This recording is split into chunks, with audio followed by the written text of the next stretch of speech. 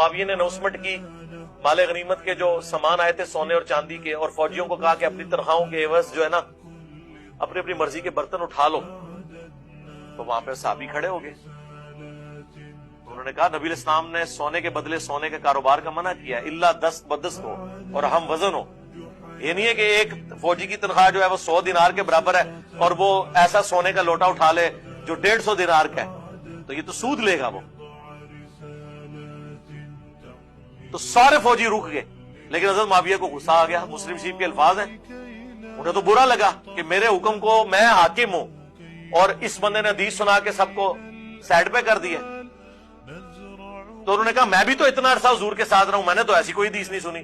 یہی کچھ تھوڑے حنفی بھی مولوی کہہ رہے ہوتے ہیں، میں بھی آج تک اسی تے کوئی حدیث نہیں سنی.